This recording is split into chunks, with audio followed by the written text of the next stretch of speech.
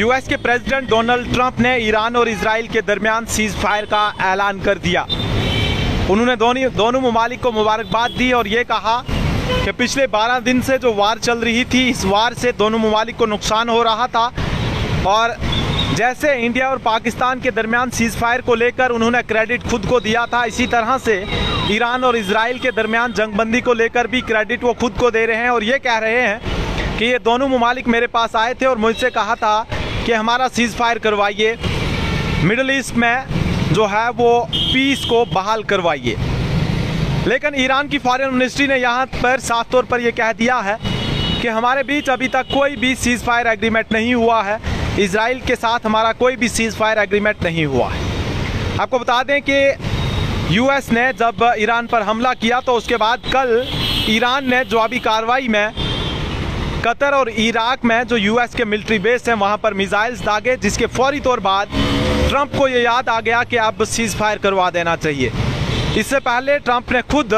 Iran की 3 nuclear sites पर attack किया, जिसके नतीजे में ईरान का गम हुआ गुस्सा और भी फूट पड़ा। ईरान ने कल ही कहा था कि यूएस को रिस्पॉन्ड करने के लिए हम टाइम, नेचर और स्केल डिसाइड करेंगे और यूएस को इसका खमियाजा भी भुगतना पड़ेगा। तो फिलहाल आपको बता दें कि आज रात भी ईरान मुसलसल इजराइल पर मिसाइल दागता रहा। इजराइल भी लगातार जो है वो एयर स्ट्राइक्स कर रहा है, लेकिन ईरान का यहाँ पर साफ तौर पर कहना है कि हम अब खामोश रहने वाले नहीं हैं, हम अब चुप रहने वाले नहीं हैं, क्योंकि शुरुआत इजराइल ने की थी, इसको ख़त्म हम करेंगे। ट्रंप ने बड़े फ़ख्र के साथ अपने सोशल मीडिया प्लेटफॉर्म एक्स पर एक पोस्ट शेयर की, जिस पोस्ट में उन्होंने ये दावा किया कि मैंने ईरान और इजराइल के दरमियान सीज फायर समझौता करवा दिया है। मैं चाहता हूं कि मिडल ईस्ट में अमन बहाल हो, क्योंकि मिडल ईस्ट में पिछले 12 दिनों से मुसलसल जो है वो वार चल रही थी। इस वार की वजह से पूरा मिडल ईस्ट ख़त्म हो सकता था, ईरान इजराइल ख़त्म हो सकता था और साथ ही साथ यूनाइटेड स्टेट ऑफ अमेरिका भी ख़त्म हो सकती थी। लेकिन ट्रंप से कोई ये पूछे कि भैया अगर ईरान और इजराइल की जंग चल रही थी तो आपने पहले सीज फायर समझौता क्यों नहीं करवाया, आपने खुद जाकर ईरान पर अटैक क्यों करवाया? तो इसका जवाब शायद यूएस के प्रेसिडेंट डोनाल्ड ट्रंप के पास नहीं होगा। अब सवाल ये भी कि क्या सिर्फ ईरान और इजराइल के दरमियान ये सीज फायर होगा या गज़ा और फ़लस्तीन भी इसमें शामिल होगा? क्योंकि फ़लस्तीन और गज़ा में जिस तरह से इजराइल मुसलसल लोगों की जानें ले रहा है, मासूम बच्चों की जानें ले रहा है। कल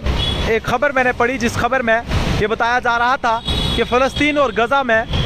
मरने वालों की तादाद 56,000 से ज़्यादा हो चुकी है। यहाँ से साफ तौर पर यह पता चलता है कि किस तरह से इजराइल इंसानियत का दुश्मन है,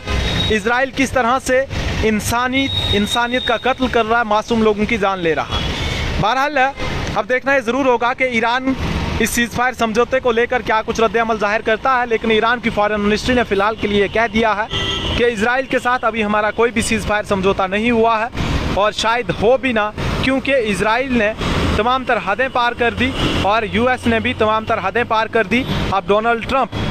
खुद को भरोसा देने के लिए, खुद को बड़ा दिखाने के लिए ये बात कर रहे हैं कि मैंने ईरान और इजराइल के दरमियान सीज फायर समझौता करवा दिया है।